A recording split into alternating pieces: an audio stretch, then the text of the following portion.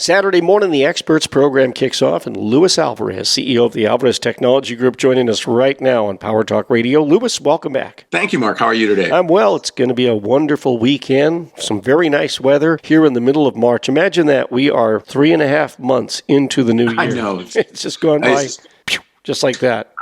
Crazy. Yeah. I'm telling you. As we get older, time flies faster. That's right. Maybe we're just so busy or something like that. I don't know what it is, but it just seems like it goes by really, really fast. Russia back in the news. Of course, they've been in the news a lot with the war and everything, but Russia may be cutting itself off from the internet. What do you know about this, and why would Russia be doing that? Well, a lot of the sanctions that Russia is suffering right now because of the Ukraine situation has to do with basically isolating the country. And one of the things that's surprising is the fact that the internet is still working in both the Ukraine and Russia, which kind of is a testament to the fact that the internet infrastructure is so robust that regardless of the damage that one area of the country suffers, it still manages to stay up. But the problem with Russia is that they're trying to limit access to news from the outside because they have a certain narrative they want to give their citizens, which is, we're winning this war. It's not really a war. It's an incursion. We're getting rid of bad people, that sort of stuff. But yet Russians still have access to the internet. And in order to keep that from happening, Russia is now considering essentially creating their own internet and isolating themselves off from the rest of the world and isolating their citizens off from the rest of the world. So if they had their own internet, though, wouldn't they still, like if you're Russian and you had a Facebook account, you wouldn't be able to get to that Facebook anymore, would you? Exactly. So in essence, this would create a bigger version of what North Korea is, because North Korea does not have internet access for any of its citizens. They do provide an internet-like service, but it's really limited to just sites and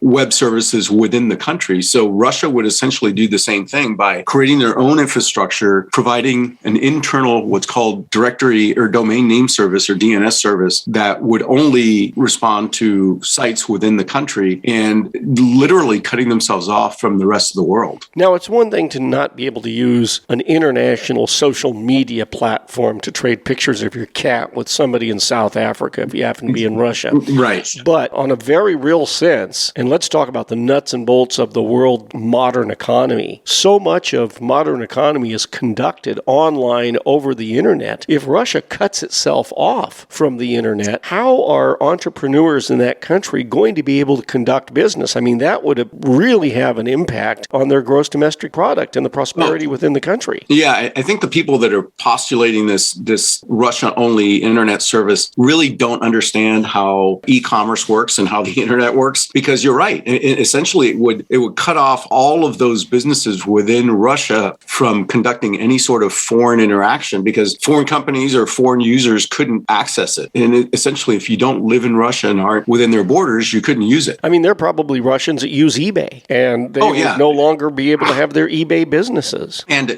not just that, but think of all the banks and other services that Russian institutions have that wouldn't be available to their clients outside of the country. It would essentially create such a closed society that even China hasn't gone that far. China has what they call the great firewall, which is designed to limit content, and they're able to filter out certain content. But Russia doesn't have the same sort of centralized control of internet access. It's much more permeable and pervasive. So they don't have a single bottleneck that they could use to prevent certain content from coming in. So the only way they could do this is to really just shut themselves off completely from the rest of the world, which is unthinkable. But then again, what's going on right now in Europe is unthinkable. And early on, one of the sanctions that was proposed is that Russia get cut off from the internet. And people quickly decided, no, it's more important for their citizens to be able to access outside voices and outside services to know what's really going on beyond what the state media is giving them. And so I think it's in everybody's best interest to keep Russia on the internet, and